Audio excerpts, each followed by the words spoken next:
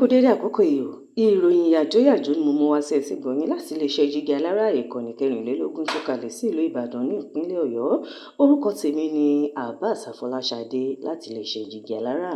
Ààrẹ orílẹ̀-èdè Nàìjíríà Bọ́lá Ahmed Tinubu ti ké sí ilé ìgbìmọ̀ aṣòfin fún àṣẹ láti ṣe àfikún sí iye owó ìṣúná ọdún 2025 láti 49.7 trillion lọ sí 59.2 trillion naira.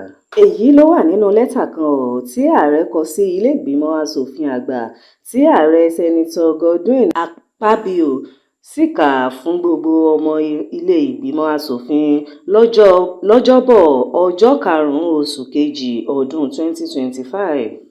Nínú lẹ́tà náà, ààrẹ ní ìbéèrè yìí ló ṣe kókó láti mú ìlọsíwájú bá àwọn ẹ̀ka ìjọba kan.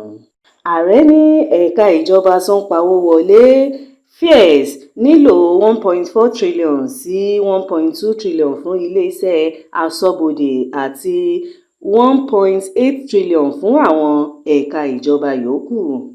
Lẹ́yìn tó ka lẹ́tà náà tán, ààrẹ ilé ìgbìmọ̀ aṣòfin àgbà ké sí ìgbìmọ̀ tó ń rí sí ètò ìṣúná láti bẹ̀rẹ̀ ìgbéyẹ̀wò ìbéèrè ààrẹ. Bí ẹ bá gbàgbé nínú oṣù kejìlá ni ààrẹ Bọ́lá Tinubu gbé ètò ìṣúná ọdún 2025 lọ sí ilé ìgbìmọ̀ aṣòfin ní Àbújá. Lásìkò ìjókòó ilé lọ́jọ́rú ni Tinubu gbé ètò ìṣúná tó pè ní ètò ìṣúná ìpadàbọ̀sípò àlàáfíà àti ọ̀rọ̀ ìlọsíwájú àwọn aṣòfin. 47.96 trillion ní gbogbo iye owó tí ìjọba àpapọ̀ Nàìjíríà fẹ́ ná lọ́dún 2025 gẹ́gẹ́ bí Tinubu ṣe gbé kalẹ̀ níwájú ilé aṣòfin Ààrẹ Tinubu sọ fún àwọn aṣòfin pé ètò ìṣúná náà yóò jẹ́ kí ọ̀wọ́n gógó nǹkan lọlẹ̀ láti ìdá 34% tó wà lọ sí ìdá 15% lọ́dún 2025.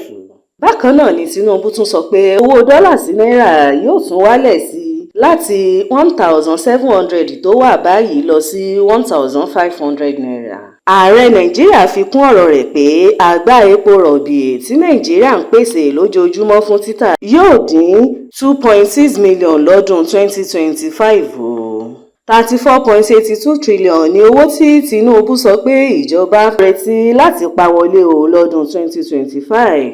47.90 trillion ní owó tí ààrẹ Tinubu sọ pé ìjọba òun yóò ná lọ́dún 2025. Nígbà tí 15.81 trillion yóò bá sísan èlò owó gbèsè tí Nàìjíríà jẹ lọ. Kò ní jù báyìí lọ lórí ìròyìn yàjóyàjó fún ti àkókò yìí. Ẹ máa bá wa subscribe sí ìkànnì Jígí Alára ìkànnì 24 tó kalẹ̀ sí ìlú Ìbàdàn. Orúkọ tèmi ni Abbas Afọláṣadé láti ìlú Ìbàdàn. Ẹ ṣé púpọ̀.